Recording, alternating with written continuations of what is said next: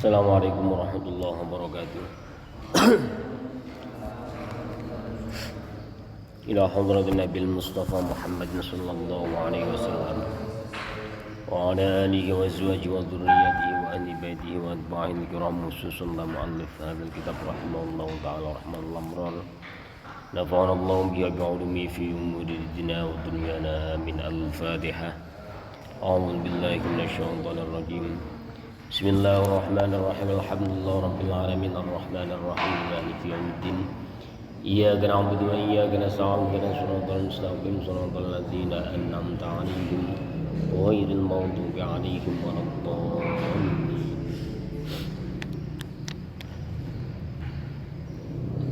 Makalah ke berapa?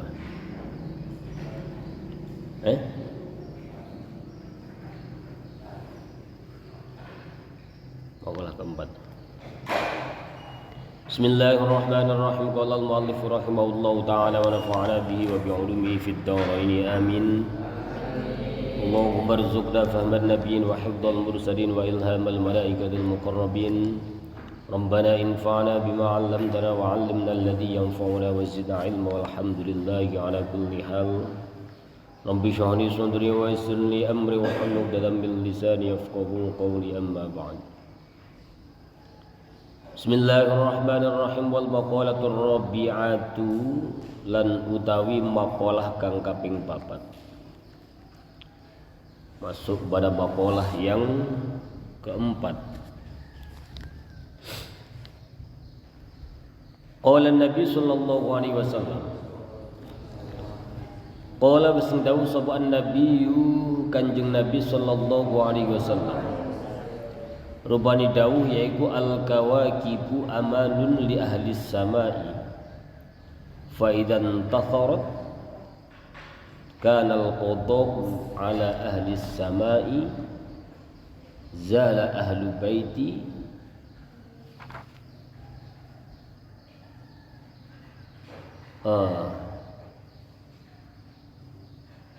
fa idan tatharat kana al-qada'u ala ahli samai wa ahlu baiti amanun li ummati fa idza zala ahlu baiti kana al-qada'u ala ummati wa ana amanun li ashabi fa idza dhahabtu kana al-qada'u ala ashabi wal jibalu amanun li ahli al-ardi fa idza dhahabat kana al-qada'u ala ahli al-ardi. Wal maqalatur rabi'atu lan utawi maqalah kang kaping 4. Qala wis dawuh sapa Nabi sallallahu alaihi wasallam sapa Kanjeng Nabi Muhammad sallallahu alaihi wasallam. Al kawakibu utawi pira-pira bintang. Al kawakibu utawi pira-pira bintang iku amanun iku dadi sebabe aman. Al-kawakibu utawi pira-pira bintang iku amanun iku dadi sebabe aman li ahli samai maring penduduk langit. Fa idan tatarat mongko tatkalane rontok runtuh. Fa idan tatarat mongko tatkalane rontok apa al-kawakibu. Ai tegese tafarraqat tegese rontok apa al-kawakibu pira-pira bintang. Kana mongko ono opo al-qada'u kerusakan. Qada itu makna secara lugawinya adalah ketentuan dari Allah Subhanahu wa taala. Tapi di sini dimaknai dengan kerusakan. Yang dimaksud qada ai al-hukmul ilahi tegese hukum kang bangsa ilahi atau ketentuan atau keputusan Allah Subhanahu wa taala. Jadi maqalah yang keempat ini Kanjeng Nabi Muhammad sallallahu alaihi wasallam dawuh bahwa bintang gemintang yang ada di langit itu menjadi penyebab bagi amannya penduduk langit. Ketika bintang tadi itu rontok, jatuh, berjatuhan dan segala macam, berbenturan, ya, tafarraqatil kawabu kanal qada'u ala ahli sama, maka yang demikian itu akan menyebabkan kerusakan bagi para penduduk langit, artinya kiamat. Ya. Karena mongko ana opal qada kerusakan ai al hukmu tegese hukum al ilahi kang bangsa ilahi atau keputusane Gusti Allah ala ahli samai yang ngatasi penduduk langit. Bayani minal infitari bayani saking pecah. Jadi min lil bayani ya. Bayani minal infitari bayani saking pecah.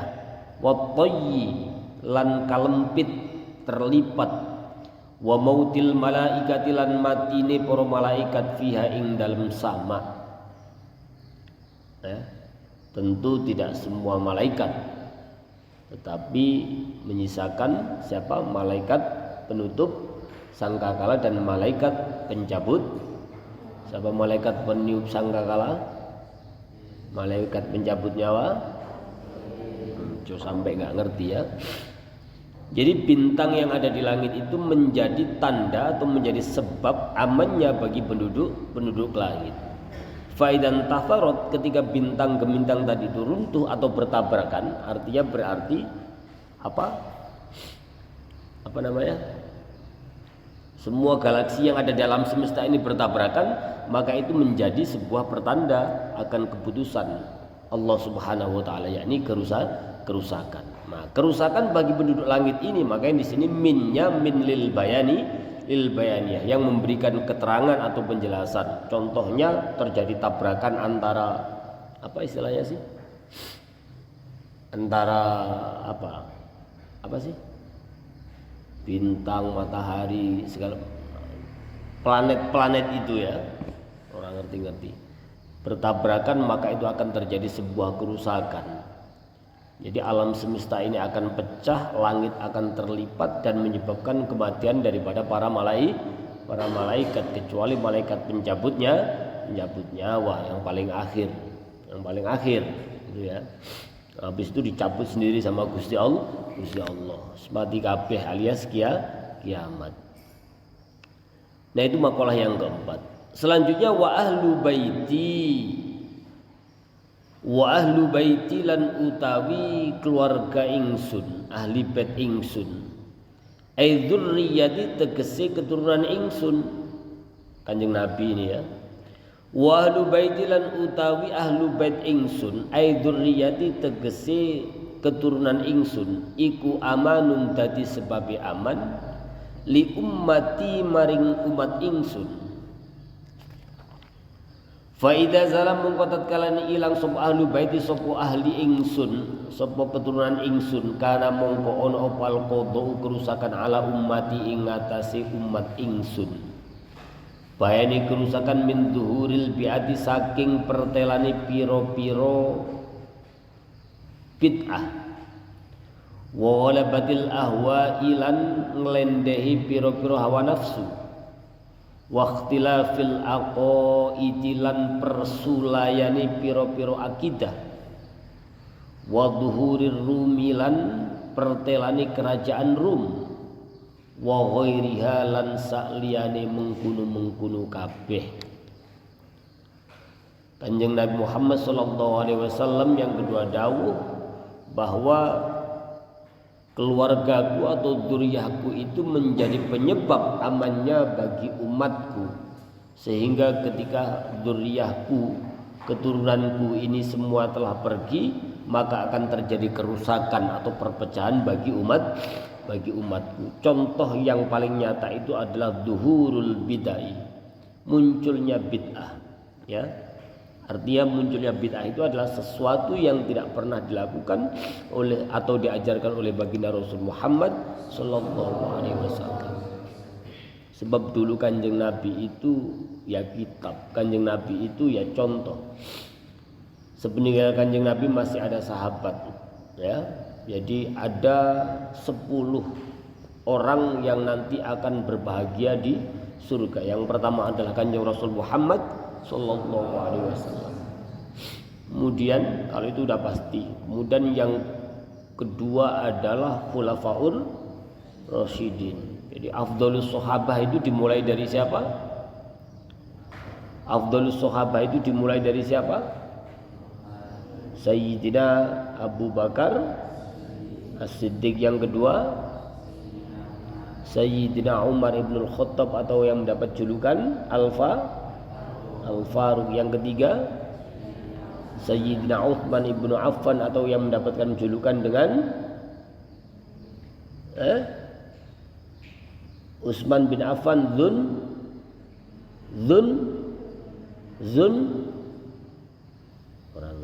Zunnurain, yang memiliki dua cahaya. Kemudian sahabat yang keempat urutannya Sayyidina Ali karramallahu wajah. Kenapa disebut dengan karramallahu wajah? Karena beliau tidak pernah melihat kemaluannya sendiri. Itu diantaranya. Ya, jadi itu afdhalus sahabah urutannya. Sayyidina Abu Bakar, Sayyidina Umar, Sayyidina Utsman, Sayyidina Ali radhiyallahu anhum. Ya. Kemudian habis itu ada siapa? Ada Abdurrahman bin Auf dan seterusnya. Kemudian Ahlul Badr, ya, orang-orang yang mengikuti perang Badar. Nah, itu ada 6, ya. Ada 6.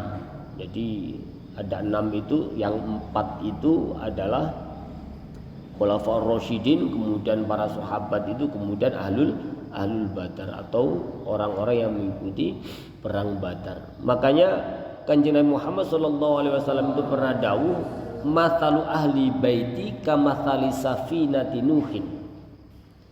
Perumpamaan bahwa keturunanku itu ibarat safinatin Nuh, ibarat perahunya Nabi Nuh alaihi salatu wassalam. Man raqiba fiha naja, barang siapa yang mengikutinya, ya, menaikinya, naik di perahunya Nabi Nuh, naja, maka dia akan selamat. Tapi sebaliknya, wa man takhallafa gharqa, barang siapa yang tidak mau mengikuti atau berbeda dengan Nabi Nuh, maka dia akan tenggelam. Pernah mendengar kisah ceritanya Nabi Nuh alaihi salatu wassalam? Pernah? Siapa putranya Nabi Nuh yang tidak mau nurut sama Nabi Nuh? Putranya? Jangan. Biar cerita Nabi-Nabi orang ngerti. Nabi Nuh, putranya Nabi Nuh yang tidak mau taat kepada Nabi Nuh siapa? Masuk gak ngerti? Kan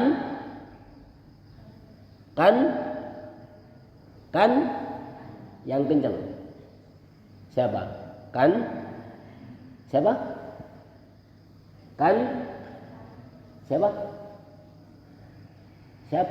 Kan? Ya siapa juga? Yang kencang. Kanan. Kok nggak ngerti gimana?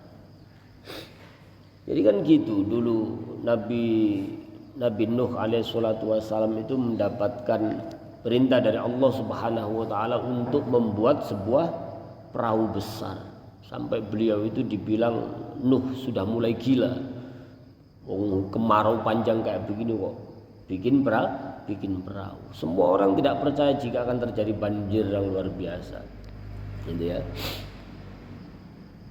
Nah, makanya Kanjeng Nabi Muhammad SAW mengumpamakan bahwa dzurriyyati mathalu ahli baiti kamathali safinatin Nuh. Jadi ahlul baitku, keturunanku itu seperti atau ibarat perahu ya Nabi Nuh. Man raqiba fiha naja. Artinya berarti kalau kita nurut pada ahlul bait, maka kita akan selamat. Wa man takhallafa anha gharqa. Barang siapa yang memungkiri atau tidak mau nurut kepada ahlul bait, maka dia akan celaka atau tenggelam. Jadi begini contohnya itu, makanya kenapa zuhurul bidah, kemudian ghalabatil ahwa wa ikhtilafil aqaid wa zuhurir rum wa ghairiha. Jadi dulu setelah Kanjeng Rasul Muhammad SAW pupus atau wafat, diganti oleh para sahabat. Nah, dimulai sahabat ini kemudian mulai ada muncul pertikaian atau konflik. Dimulai dari pertikaian antara sahabat Ali dengan sahabat Muawiyah, kan gitu. Itu pada permulaan Islam, ya, itu percikan pertama, ya, pertikaian pertama.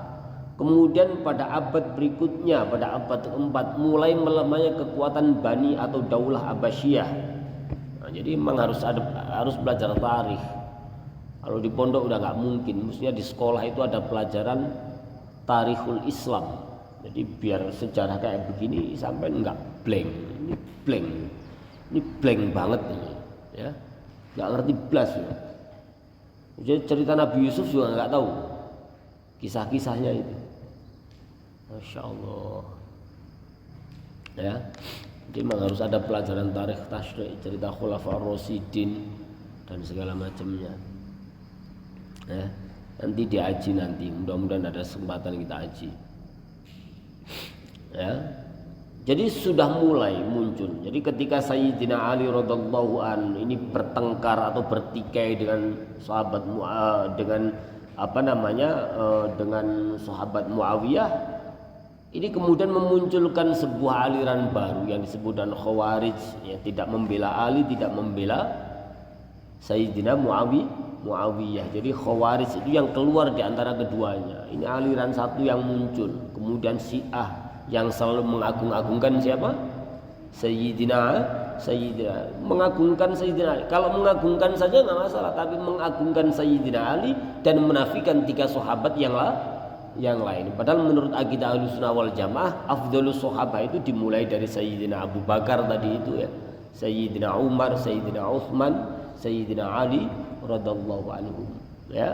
Nah, pertikaian Sayyidina Ali radhiyallahu an dengan Sayyidina Muawiyah dalam rangka perebutan khalifah pada saat itu, ya. Ini kan memunculkan sebuah aliran. Makanya di sini waqtilafil aqaidi, muncul banyak akidah.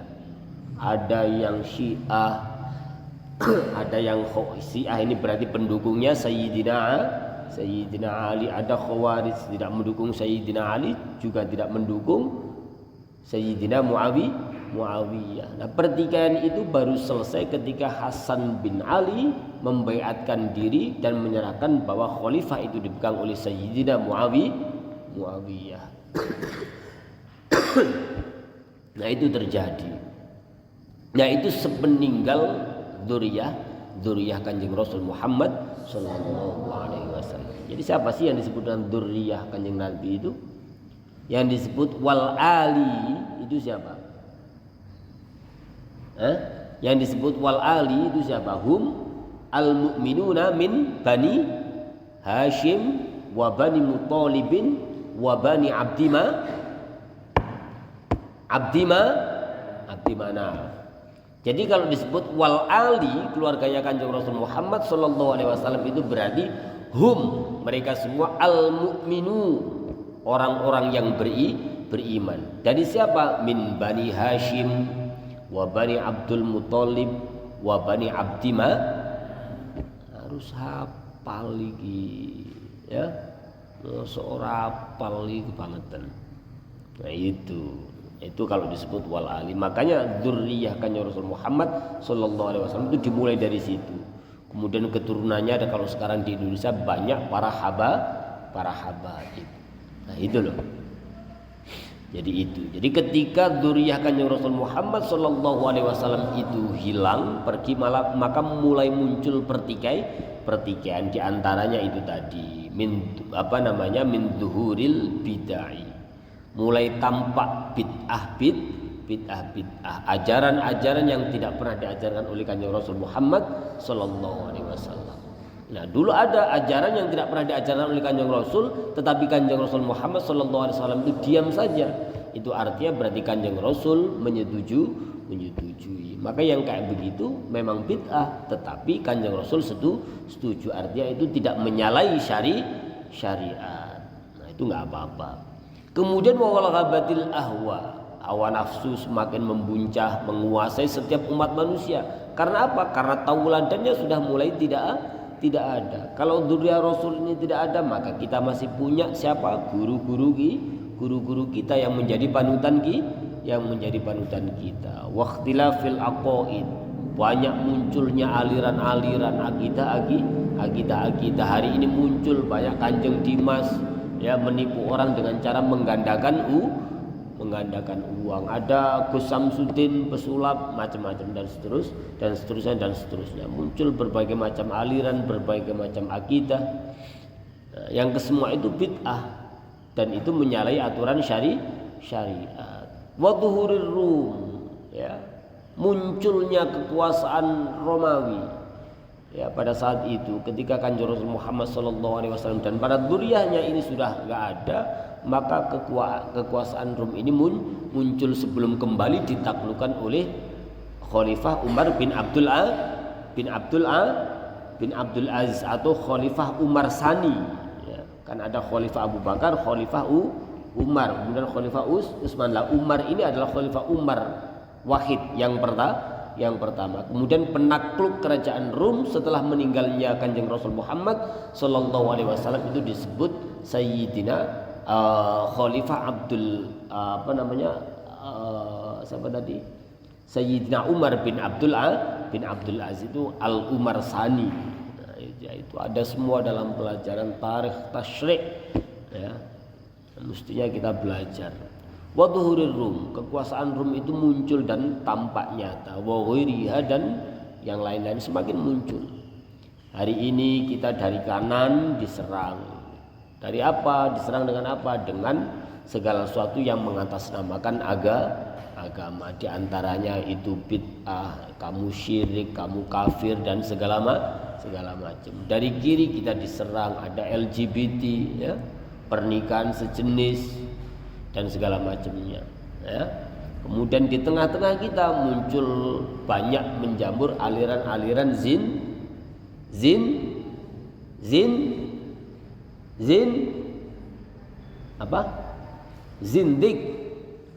Apa zindik itu?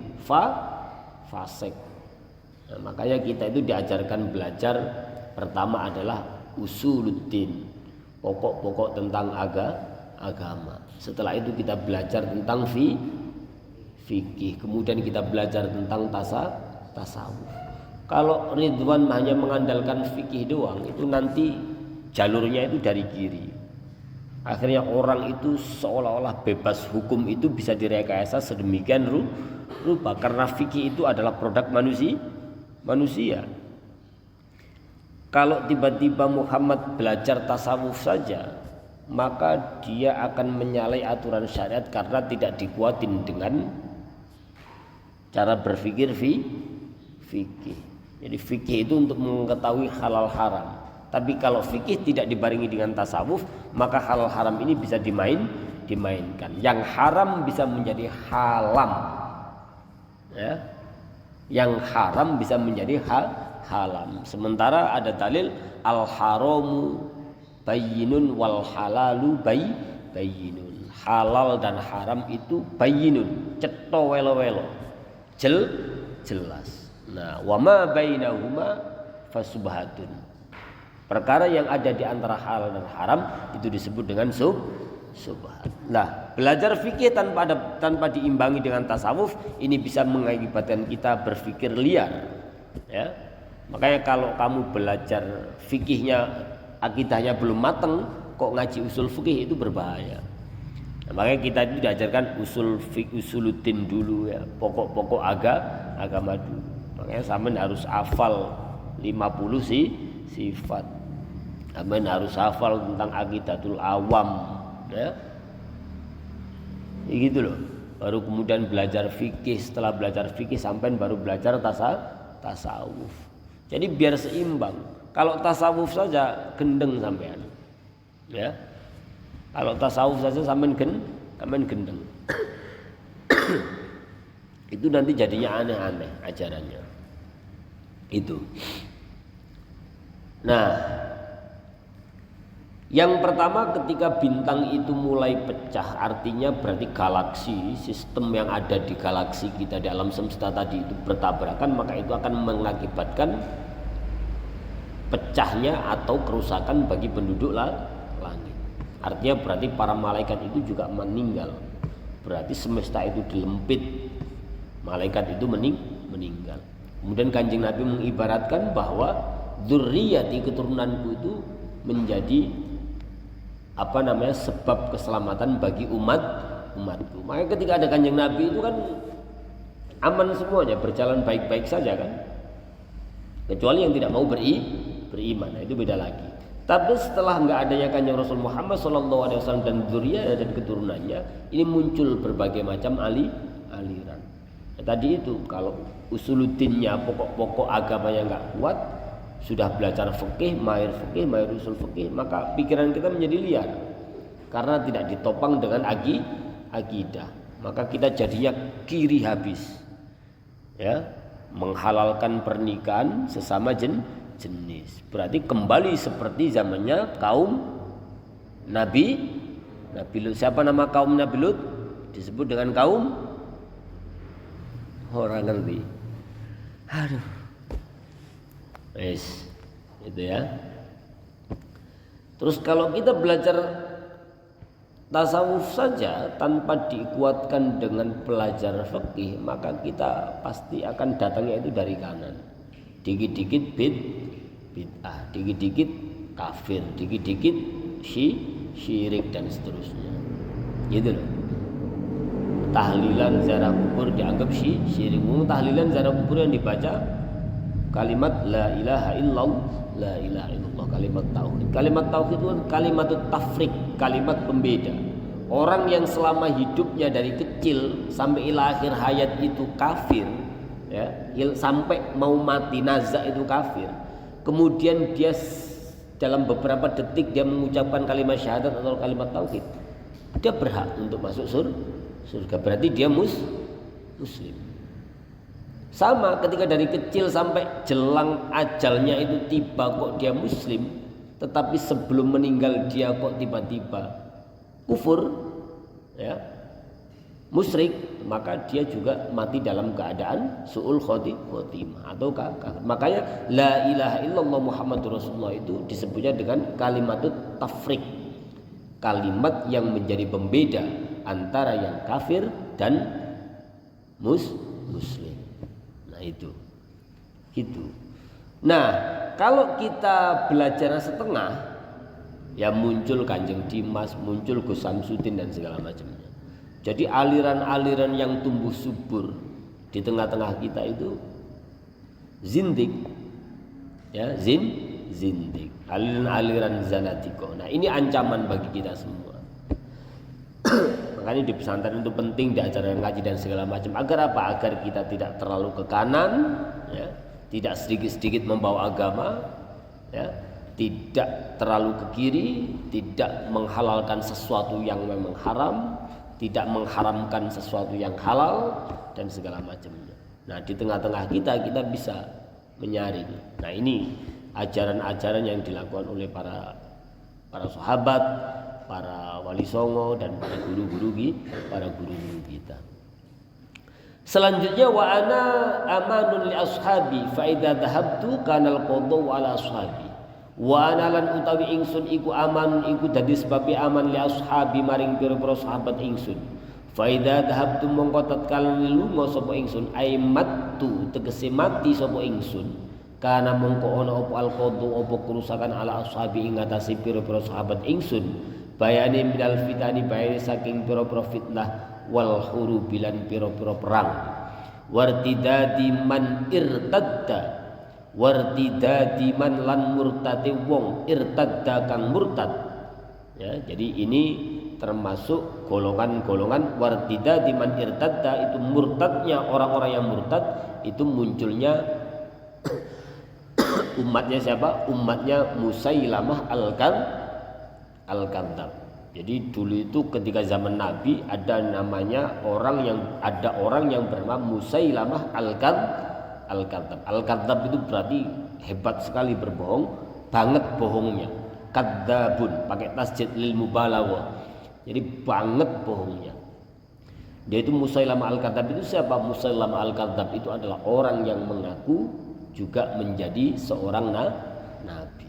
Nah itu Musailamah Al-Kadzdzab. Lah, irtadda wartidadi man irtadda itu, ya, murtadnya orang-orang yang murtad itu adalah umat-umat seperti halnya Musailamah Al-Kadzdzab. Itu ya. Jadi fitnah semakin banyak, peperangan terjadi, murtadnya orang-orang seperti Musailamah Al-Kadzdzab. Waqtilafil qulubi, lan persulayane piro-piro ati. Terjadi perbedaan-perbedaan, ya. Jadi ketika Kanjeng Nabi ini sudah tidak ada, maka peperangan itu banyak bermunculan, fitnah banyak bermunculan, ya, murtad seperti Musailamah al-Kadzdzab itu banyak bermunculan, perbedaan pendapat banyak bermunculan. Wal jibal lan utawi gunung iku aman iku dadi sebab aman li ahli ardi maring penduduk bumi. Fa idza dhahabat mongko tatkala ilang apa al jibal ay al jibal tegese gunung kana mongko ono apa al qadu apa kerusakan ala ahli ardi ing atase penduduk bumi. Jadi gunung itu menjadi penyebab bagi amannya penduduk bumi. Sampai bisa sering kita saksikan ketika gunung itu meletus pasti akan diikuti dengan namanya gempa, gitu ya. Jadi pasti begitu. Nah, terjadi tsunami di Aceh, itu kan dimulai dari gunung meletus. Kemudian gempa terjadi dalam laut, kemudian terjadi tsunami. Gunung meletus di Yogyakarta, kemudian mengakibatkan tsunami. Itu semana lagi banyak sekali. Nah, pokoknya nggak menyebabkan tsunami, ya menyebabkan gempa. Nah, jadi gunung meletus menyebabkan gempa menyebabkan tsunami. Nah, jadi ya gunung, namanya gunung itu kan paku bumi. Ketika gunung ini hancur, maka akan terjadi kerusakan bagi penduduk bumi. Nah, itu ya. Jadi makalah yang keempat bahwa bintang-bintang itu menjadi penyebab keselamatan bagi para penduduk langit. Kemudian dzurriyyah atau keturunan baginda Rasul Muhammad sallallahu alaihi wasallam itu juga menjadi penyebab bagi keamanan. Keamanan siapa tadi itu? Keamanan siapa? Keamanan umatnya.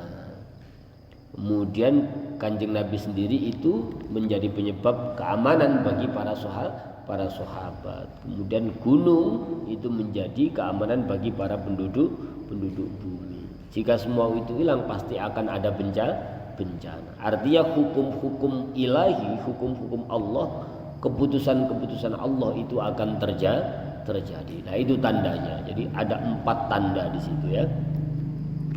Wal maqalatul khamisatu lan utawi maqalah kang kaping 5. Rupane maqalah kang kaping 5 iku an Abi Bakrin saking sahabat Abu Bakar As-Siddiq radhiyallahu anhu. Wal maqalatul khamisatu lan utawi maqalah kang kaping 5 an Abi Bakr As-Siddiq saking sahabat Abi Bakr Siddiq radhiyallahu anhu, radhiyallahu mugi-mugi ngilangi bendu sapa Allah Gusti Allah anhu maring sahabat Abu Bakar As-Siddiq. Anna gustune Abu Bakar As-Siddiq kala ngedhawuh sapa Abu Bakar As-Siddiq. Anna gustune Kanjeng Rasul Muhammad sallallahu alaihi wasallam iku kala ngedhawuh sapa Kanjeng Rasul Muhammad sallallahu alaihi wasallam.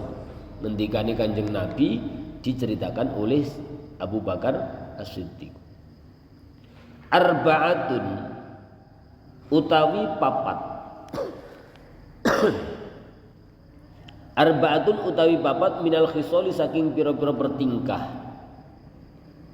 Guru-guru kita kalau memaknai pertingkah itu keadaan, ya, khisol itu keadaan atau tingkah itu namanya keadaan. Arba'atun utawi papat minal khisoli saking pira-pira bertingkah, saking pira-pira kahanan. Tamamuha iku utawi sampurnani arba'ah iku bi arba'atin kelawan papat perkara minal umuri saking pira-pira urusan. Ada 4 perkara yang kesempurnaan dari 4 perkara itu harus diikuti dengan 4 perkara yang lain, ya.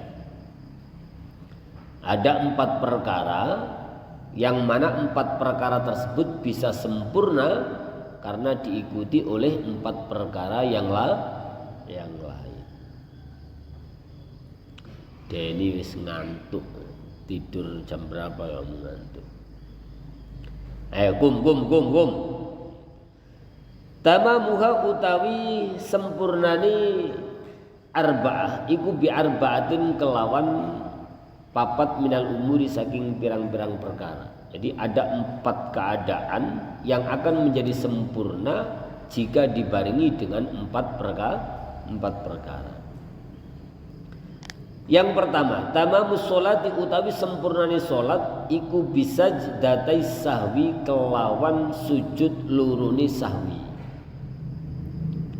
Tamamus sholati utawi sempurnane salat iku bisa datai sahwi iku kelawan sujud lurune sahwi. Yang pertama adalah kesempurnaan sholat itu dibarengi atau dilakukannya sujud sahwi. 2 sujud sahwi itu.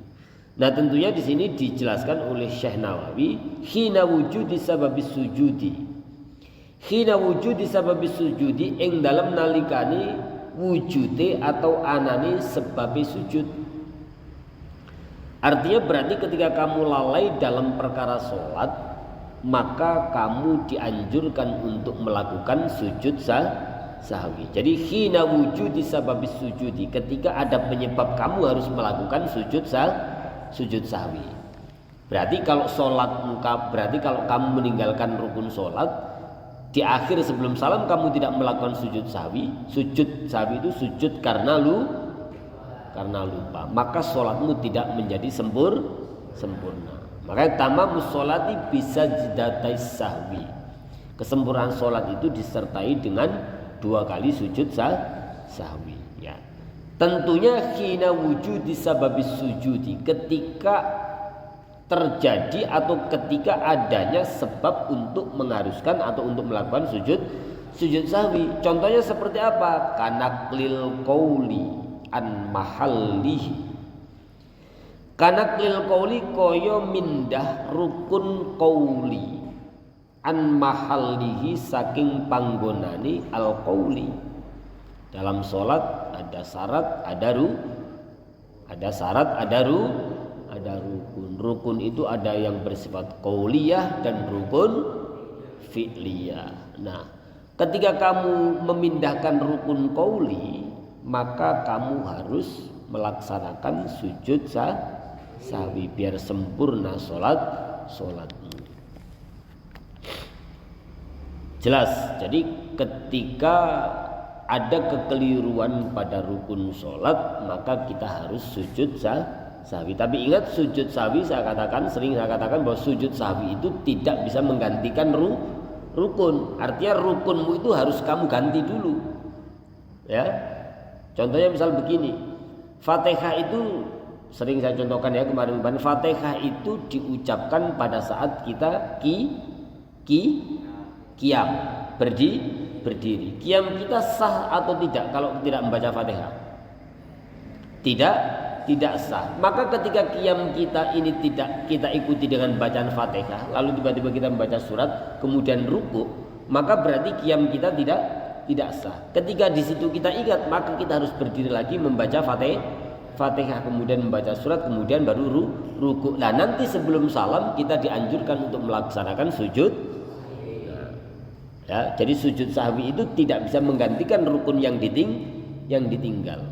Hanya menjadi pelengkap atau penyempurna daripada rukun yang kita pindah atau kekeliruan terhadap sholat. Jadi mutlak. Kalau rukun qauliyah atau fi'liyah itu kelupaan, maka kita mutlak untuk melaksanakan sujud sahwi. Contohnya seperti ini tadi itu, kanaklil qauli an mahallihi. Ya, seperti kita rukun qauliyah. Rukun qauliyah diantaranya adalah membaca surat Fatihah. Nah, surat Fatihah itu dibaca ketika kita dalam posisi berdiri. Qiyam kita ketika kita tidak membaca Fatihah, maka qiyam kita tidak sah. Nah, ketika tidak sah berarti di akhir sebelum salam kita harus sujud sahwi. Tapi sebelum itu maka qiyam kita ini harus kita ganti dulu. Ya. Paham ya? Jadi catatannya sujud sahwi tidak bisa menggantikan rukun fi'liyah maupun qauliyah yang kita tinggalkan. Tetapi sujud sahwi itu hanya sebagai anjuran untuk melengkapi sholat kita atas rukun yang telah lalai kita tinggalkan. Artinya terjadi kekeliruan tadi itu. Ya, paham ya? Paham enggak? Paham. Itu sujud sahwi itu baru yang pertama.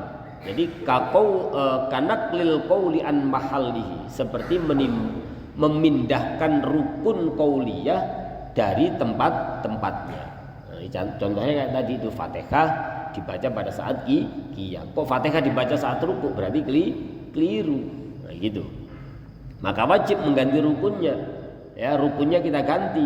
Kemudian nanti kita sujud sahwi. Wadhalika lan utawi mengkono naklil qauli imma iku ana kalane ayyakuna yanta'ana apa al mangkulu apa perkara kang den pindah iku ruknan atau rukun au ba'dhan utawa sunnah ab'ad au hayatan utawa sunnah hayat. Jadi ada kalanya kita mengharuskan sujud sahwi tadi itu, ada kalanya yang kita pindah tadi itu bersifat rukun atau bersifat sunnah ab'ad atau bersifat sunnah hayat. Jangan salah paham dulu, karena kalau sunnah ab'ad sudah pasti kita harus melakukan sujud sahwi. Kalau sunnah hayat itu ada yang iya, ada yang tidak. Nah, ketika sunnah ab'ad, ketika kekeliruan kita pada sunnah ab'ad apa? Sunnah ab'ad dalam sholat. Ya apa sunnah hayat dalam sholat apa? Tasyahud awal apa akhir? Yang wajib yang mana? Akhir apa yang awal? Nah, yang wajib yang akhir. Berarti sunnah ab'ad itu adalah tasyahud awal. Jadi ketika kekeliruan itu terjadi pada sunnah ab'ad dan terjadi pada saat tasyahud awal, maka mutlak kita harus sujud sahwi. Waktu ini tasyahud awal kok nggak tasyahud awal? Itu sunnah hayat. Ya, mutlak wajib harus kita melakukan sujud sahwi. Nah, itu kalau kemudian yang kita kekeliruan itu terjadi pada sunnah ab'ad. Ya. Nah, kecuali sunnah ab'ad itu dalam kategori kunut. Ya, kasus kunut nih. Kunut kalau Imam Maliki dilakukan qoblar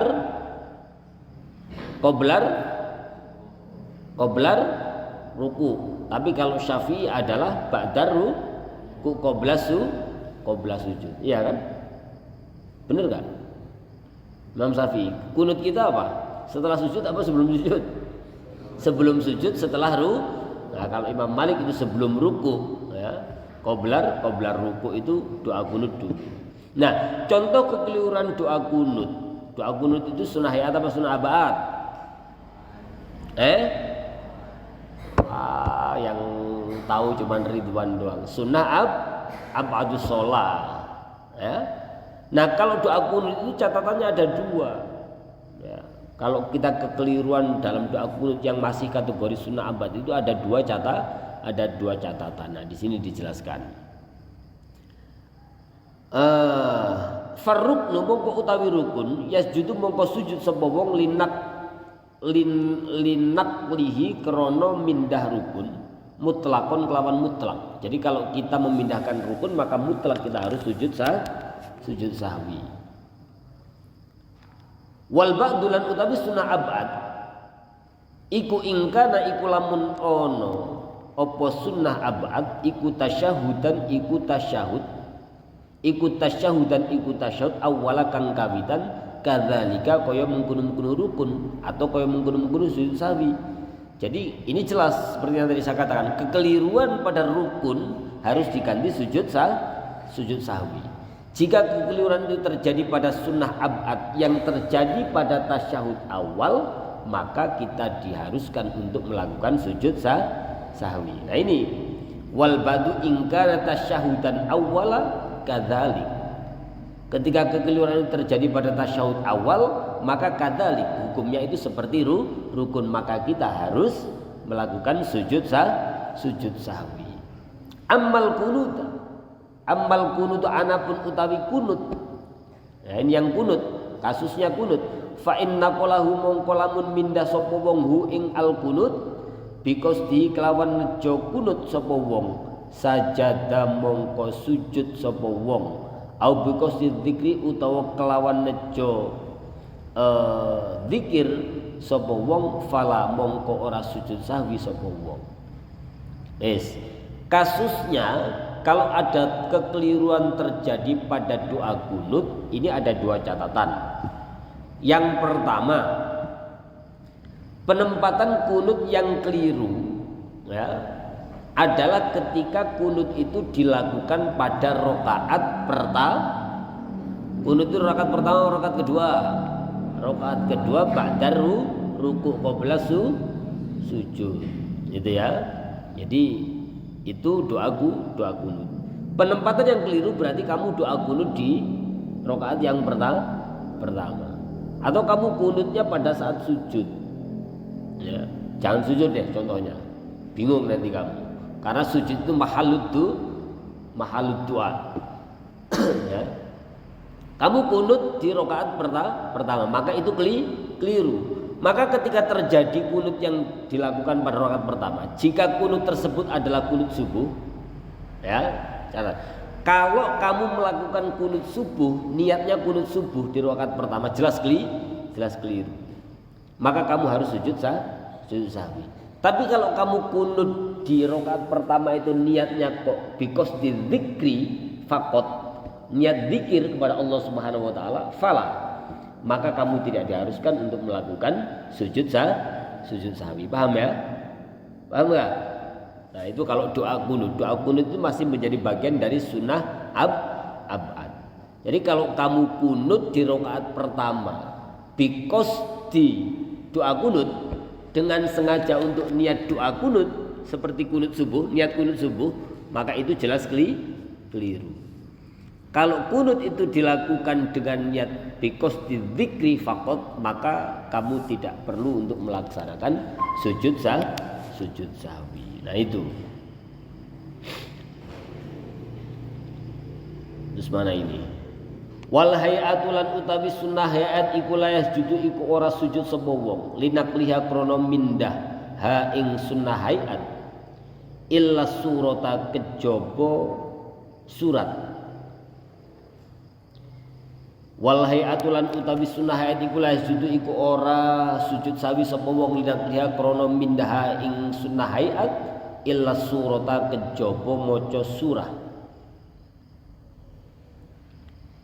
Nah, kasus yang terjadi dalam sunnah hayat, ya, tidak ada kekeliruan yang sebenarnya ini tidak ada kekeliruan yang dianjurkan untuk melaksanakan sujud ya, jadi kalau sunnah ab'ad itu harus sujud kalau sunnah hayat itu tidak harus sujud kecuali ketika kamu salah membaca surat, salah menempatkan membaca surat, ya.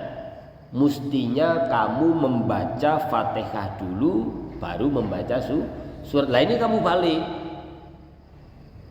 Tiba-tiba usolli fardhu dhuhri, usolli fardhul maghribi, salata raka'atin mustaqbil qiblati adanillahi ta'ala. Allahu akbar. Bismillahirrahmanirrahim. Alhaakumut takatsur hatta zurtumul maqabir. Kamu baca Fatihah. Ya. Itu sunnah hayat. Jadi membaca surat Al-Qur'an itu adalah sunnah hayat, ya. Nah, kalau kamu pindah tempatnya, maka sunnah hayatmu itu mengharuskanmu untuk sujud sahwi. Jadi ingat, sujud sahwi itu tidak bisa mengganti rukun. Sujud sahwi itu hanya menjadi pelengkap atau penyempurna dari rukun yang keliru atau rukun yang kita tinggalkan pada saat sholat. Rasa itu mumet tambahan. Kadza afada kaya mengkono aweh faedah sapa syekhuna sapa guru kita, rupane guru kita Ahmad An-Nahrawi, yakni Imam Ahmad An-Nahrawi. Jadi Imam Nahrawi seperti keterangan atau faedah yang dipaparkan atau yang dikatakan oleh guru kita yang bernama Ahmad Nahrawi atau Imam An-Nahrawi. Ini gurunya para guru. Wa tamamu shaumilan utawi sempurnane poso tadi dalam perkara salat. Kesempurnaan sholat itu bisa dilakukan dengan sujud sahwi, tentunya dengan adanya sebab yang mengharuskan kita untuk melakukan sujud sahwi. Nah, orang sujud sahwi ya ora apa-apa wong iku anjuran. Itu ya, paham ya? Jadi kesempurnaan sholat kita itu bisa disempurnakan dengan adanya sujud sahwi jika terjadi kekeliruan atau jika terjadi adanya sesuatu yang menyebabkan kita harus sujud sahwi. Paham ya? Paham kan? Sujud sahwi itu tidak wajib, tapi sholat kita bisa kita sempurnakan dengan adanya sesuatu yang mengharuskan kita untuk melakukan sujud sahwi. Ya nek madzhabnya Syafi'i begini. Itu. Nah, yang berikutnya adalah watamamus shaumi, kesempurnaan berpuasa. Watamamus shaumi lan utawi sempurnane poso ai shaumi Ramadan tegese puasa Ramadan. Kesempurnaan puasa Ramadan iku bisa sedaqatul fitri kelawan sedekah fitri atau zakat fitrah. Qala bismillah Allah taala Bismillahirrahmanirrahim wa 'alal ladzina yutiqunahu fidyatun ta'amu miskin. Quran surat Al-Baqarah ayat 184. Itu loh ayatnya yang kutiba 'alaikumus syiyama kama kutiba 'alal ladzina ila akhir tadi itu ya, ila akhir ayat. Itu kan kemudian ada wa 'alal ladzina yutiqunahu fidyatun ta'amu miskin. Allah Subhanahu wa taala dawuh bahwa kesempurnaan puasa itu bagi seorang muslim itu bisa dilengkapi atau disempurnakan dengan zakat fitrah. Makanya zakat fitrah itu adalah perintah kedua setelah puasa dalam ayat ini.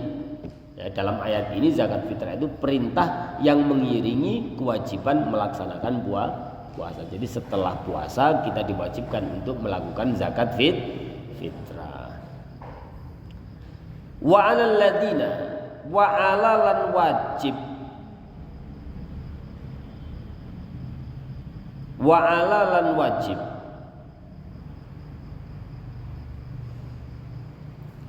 wa 'alal ladina lan wajib ing ngatasé wong akeh yutikunahu kang kuat sapa alladzina apa fidyatun fidyah ta'amu miskinin ya aweh mangan pira-pira wong miskin.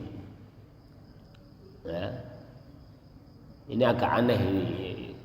Syekh Nawawi menggunakan dalil ini agak aneh.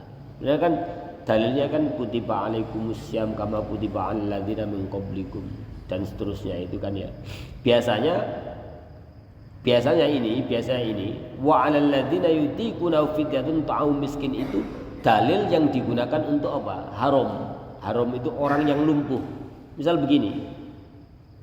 Siapa namanya? Bayu ini usianya sudah 128 tahun. 1 abad lebih 28 tahun. Udah mulai sakit-sakitan, disebut lansia. Lansia itu kan 60 ke atas. Manusia usia lanjut. Maka lansia itu kalau nggak puasa ya sudah nggak apa-apa. Nggak puasa. Tapi dia harus mengganti dengan fidyah. Oh, haram. Haram itu orang yang lansia, orang udah lumpuh. Al-haramu itu bahasa Arabnya haram, itu orang yang sudah tua renta. Kayak mbah saya itu usianya sudah sekitar 97 ya sekarang. Puasa kemarin itu ketika beliau nggak kuat puasa, kurang sehat fisiknya, beliau anak-anaknya bayar fidyah. Mbah saya yang putri itu kalah, kita ini kalah kalau baca ngaji Quran, masih kuat. Tadarusan kalau pas puasa itu nggak pernah pakai kacamata. Itu mbah putri saya, usianya 97 tahun. Sampai sekarang masih seger beliau. Ya. Terakhir kemarin saya pulang dipijitin, masih kuat. Dipijitin sambil ngaji tafsir Jalalain.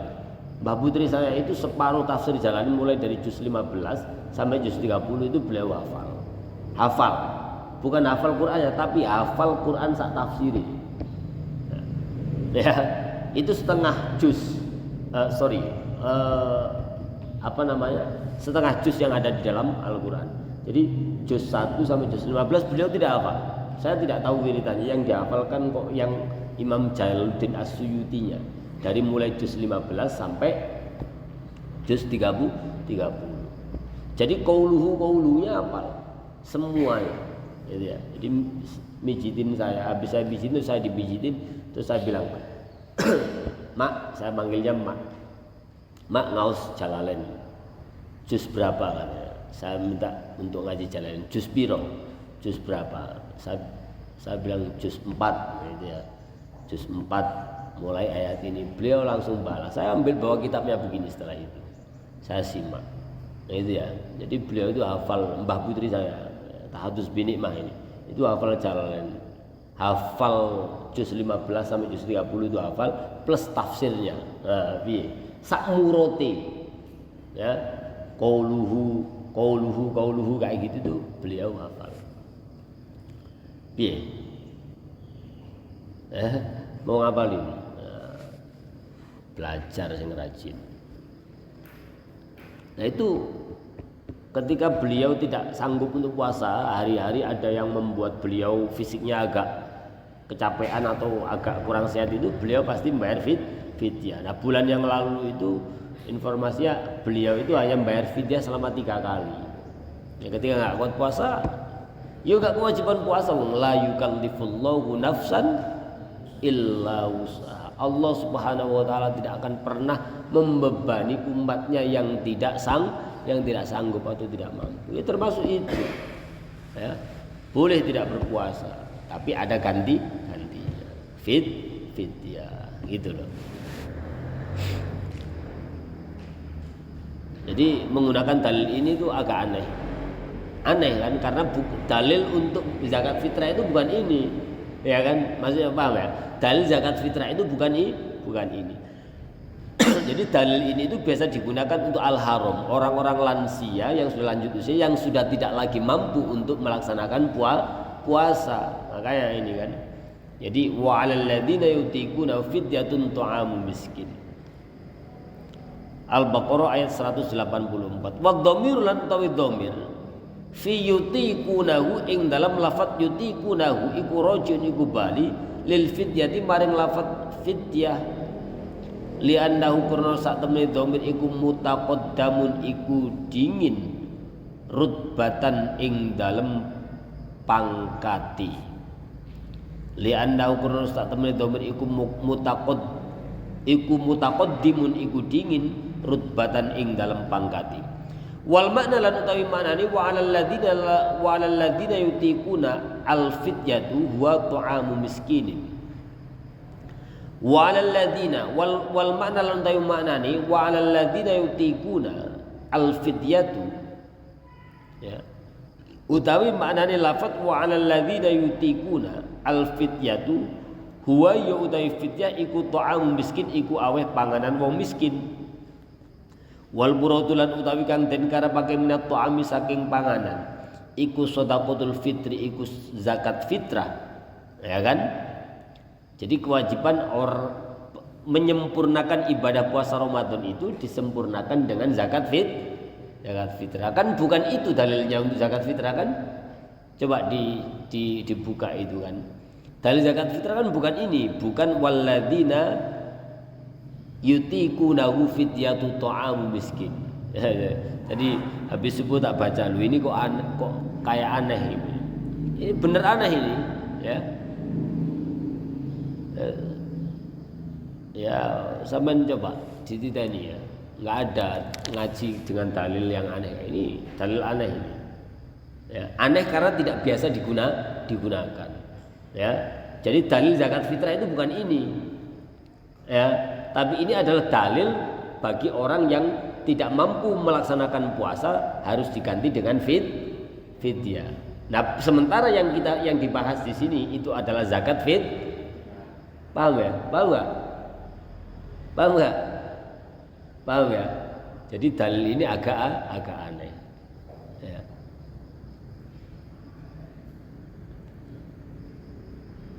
Wal muradu minat ta'ami lan utawi kang den karepake minat ta'ami saking panganan iku shadaqatul fitri, iku zakat fitrah. Jadi yang dimaksud dengan ta'amu miskin itu maknanya adalah zakat fitrah. Ibadah puasa kita sempurnakan setelah kita selesai puasa 30 hari penuh, 1 bulan penuh, 1 bulan penuh nih, bukan 30 hari. 1 bulan bisa 30, bisa 31, bisa 29. 1 bulan penuh kita sempurnakan dengan zakat fitrah. Li'anna Allah Ta'ala karena Rasulnya Allah Ta'ala iku dzakara iku nutur sapa Allah hadhil ayata ing ikilah ayat akibal amri ing dalem ngiring-ngiringi perintah bisyami kelawan poso ya, karena Allah Subhanahu wa taala memerintahkan zakat fitrah ini, kewajiban perintah wajibnya zakat fitrah itu mengiringi perintah wajibnya berpuasa. Paham ya? Jadi perintah wajibnya zakat fitrah itu mengiringi perintah wajibnya puasa. Artinya untuk menyempurnakan puasa Ramadan kita, maka kita diwajibkan untuk melakukan zakat fitrah. Paham enggak? Imam Nawawi lu begini, sing barang yang bulat Imam Nawawi bukan saya ya. Jadi begini, pakai dalil yang enggak lazim, ya, pakai dalil yang tidak lazim. Lianna Allah Ta'ala kerasunya Allah Ta'ala iku dzakara iku nutur sapa Allah Ta'ala hadhil ayata ingkil ayat akibal amri ing dalem ngiring-ngiringi perintah bisyami kelawan poso kama amarallahu Ta'ala kama amara kaya oleh perintah sapa Allah Ta'ala bitakbiratil idi kelawan pira-pira takbiri id akibal ayatis tsaniyati ing dalem ngiring-ngiringi ayat kang kaping pindho. Nah, di sini juga ya, iki sampeyan nek gak ngaji yakin gak ngerti. Dititeni. Aqibal ayatis tsaniyah, ayat yang kedua. Ayat yang kedua maksudnya ayat ini yang memerintahkan setelah kamu wajib puasa, maka kamu wajib menjalankan zakat fitrah. Setelah itu kamu juga diperintahkan wajib untuk takbir, Allahu Akbar itu loh, takbir menyambut hari raya, kan gitu. Jadi akibal ayatis tsaniyati, jadi kewajiban untuk melakukan zakat fitrah ini diperintahkan dalam rangka mengiringi perintah kewajiban berpuasa, seperti perintah yang telah Allah berikan, Allah perintahkan untuk melaksanakan takbir sholat id akibal ayatis tsaniyah setelah ayat kedua dari kewajiban berpuasa, bukan ayat kedua dari Quran surat Al-Quran. Paham nggak? Apa ayat kedua dari Quran, dari Al-Quran? Ayat kedua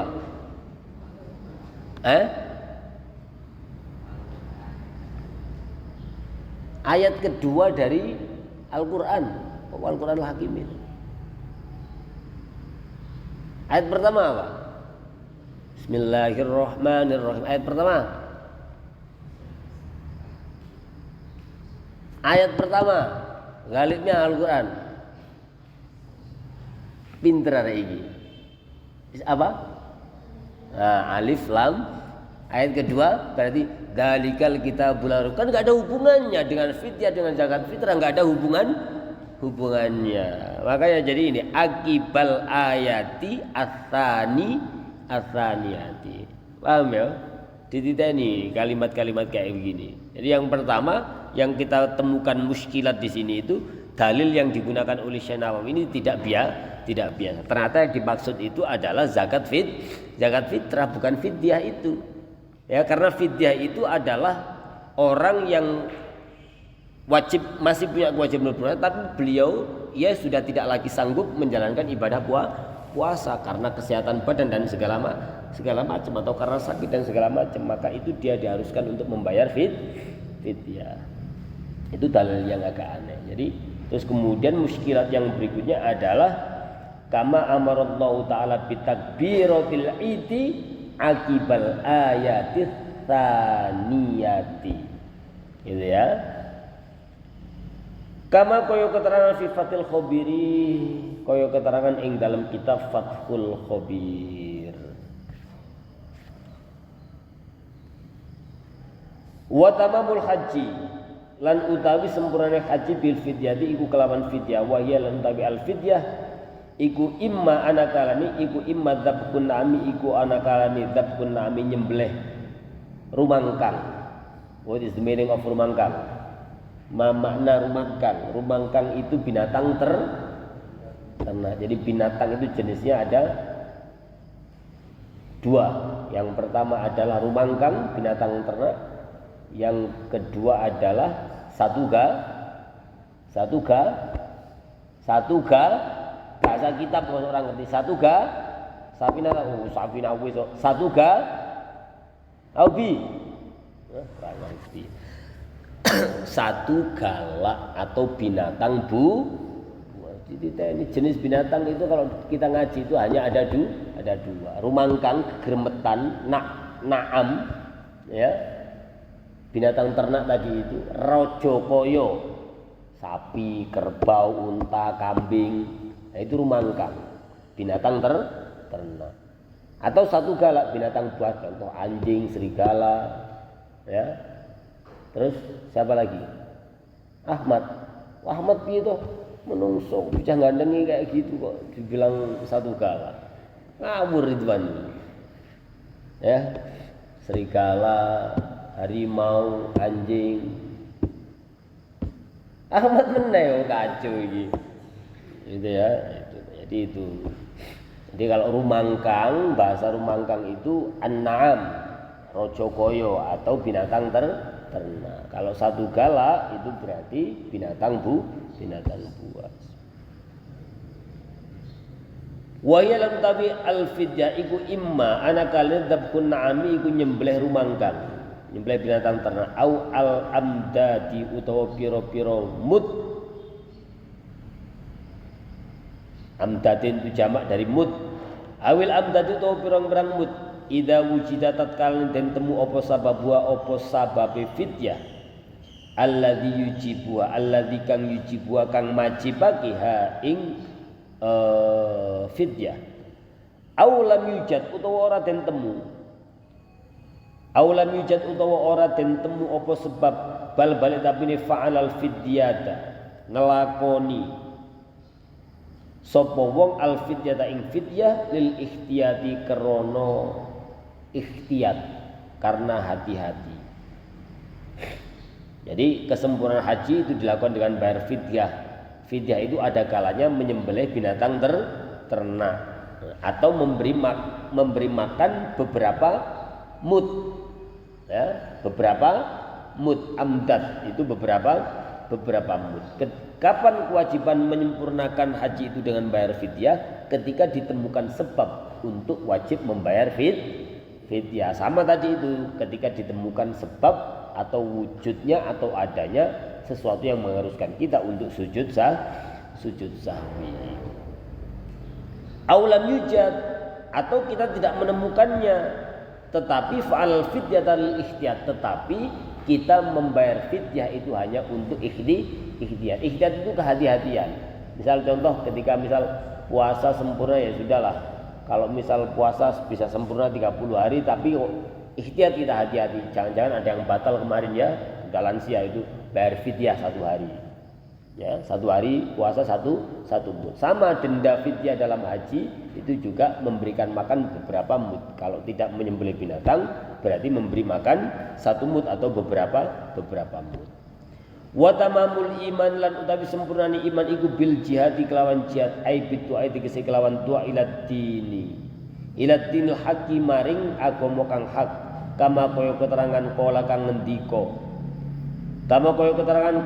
ngendika hu ing ma sapa as-sayyidu Ali al-Jurjani sapa Sayyid Ali al-Jurjani fit ta'rifati ing dalem kitab ta'rifat.